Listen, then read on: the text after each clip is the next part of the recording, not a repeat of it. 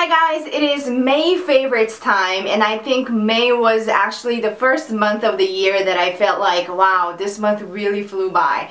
Not because anything extravagant happened, but it was just a good month. So I have about 5 to 6 items to show you guys, so let's get started. First thing is a concealer, and it is HD Photogenic Concealer from NYX. It's one of those green concealers that cancels out your redness, and it's been about a year. Yeah, it's almost exactly a year because every once in a while, just the kind of person I am, I go on shopping, I hoard stuff, and I just literally abandon them, and then the next time I discover that that thing's been there, I'm like, wow, I have it. It's really good. I react like I just discovered fire, and this is exactly what happened with it. I started using it in the beginning of May, and I must say I absolutely love it. It's talc-free, paraben-free, and cruelty-free, and it is only best for 6 months after you're using it. So I feel like the shorter the expiration dates are, the more organic it feels like. And it's not a sheer concealer, but it sure is not a thick concealer either. It's got that really nice consistency where it conceals all your redness. Because some of the green concealers that I've tried, they're really sheer that they didn't really cover anything, but it really does cover my redness around my cheekbones and like under my chin. So yeah, it's really great concealer. I highly recommend it to everybody who's got, you know, red hyperpigmentation or zits, so yeah, it's a great thing. Next, I have L'Oreal's Super Liner in Black Lacquer. All this but goodies, it works every single time. It has never failed me. So I think I use it almost every single day throughout the month. And I use it not only as a single eyeliner, but also as a eyeliner finisher. So if you have big fat eyelids like I do, they almost like drips down your eyelashes, they're just there, and then you must have experienced that whatever eyeliner you use, it smudges, it transfers, it just goes everywhere. But when you use this, it won't budge, it won't move. It will be there for sure. It just locks down all sorts of eyeliners, and it just grabs it there like your boyfriend grabs your whatever. So I really love this, and it just makes all sorts of eyeliners stay there forever. So I highly recommend it to everybody, and especially those who have really big and droopy eyelids. So my lips are very rebellious. There's no such thing as shaking hands or being submissive.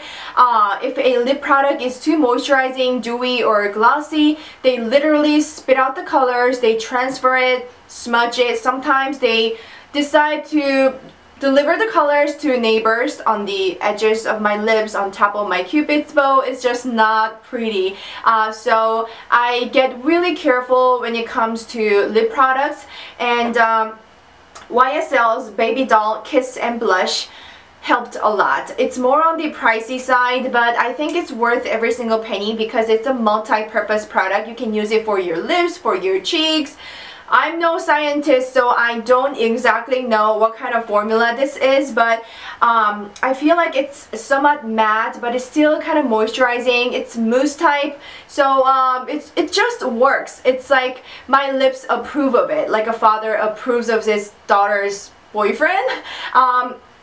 So every time I use this, I don't check up as much. I still do because I just want to make sure that they're there, but I know I can count on it. So if you have lips that won't cooperate with you, I highly recommend that you try it.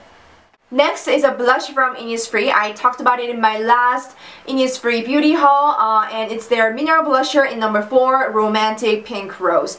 However, in the midst of filming, I dropped it and completely separated these two. But it's got that the most amazing, gorgeous pink shade that everybody is going to love. It's not too overpowering, but it's not too sheer either. It doesn't settle in your lines or pores. It doesn't accentuate your redness. So if you have pimples or just redness in general, this is a great blush. So what I like to do is I cancel out all the fireworks with this NYX's HD Photogenic Concealer in green shade, and then I do my foundation, powder, and then with a really loose brush I use this on both of my cheeks, and just it gives you a really nice, even, just pretty layer of blush. Yeah. Next is a baking powder crunch pore scrub from Etudehouse. It's basically an exfoliator, and I think I talked about it in one of my favorites videos way back, but I really enjoyed using this in the month of May. It's from Etudehouse, so it's very inexpensive. It comes in a small little packaging like this, but you cannot buy this individually. It comes in a box, and that box contains about 30 to 40 of these, and that's still really inexpensive. And it's great for travel, and it is also great to share with your friends, you know, housemates, roommates, whatever. And it's got a really fine micro particles that create some kind of friction sensation, but it's not a sandpaper sensation.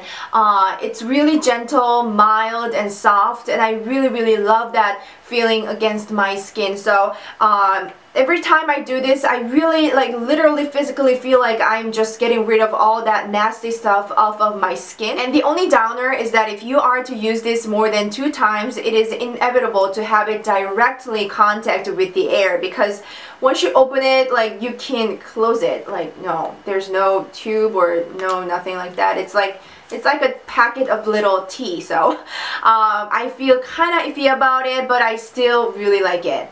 Last favorite of the month is a pair of sunglasses, because the weather here in Korea is getting really hot. The sun is hitting strong right at your face. So I got these sunglasses about a few months ago from eBay. It doesn't come in the box, so I got this case from H&M, and they are these mirrored Rayban sunglasses. Yeah, let me just try it on for you. So these are 62 millimeters. I believe I've tried like 58 or 55 before, and that just looked horrible on me because I have like a really wide frame. So if you're like me, you definitely want to go for the biggest size, like biggest of the biggest. That's what I always like to do, and that suits me every single time.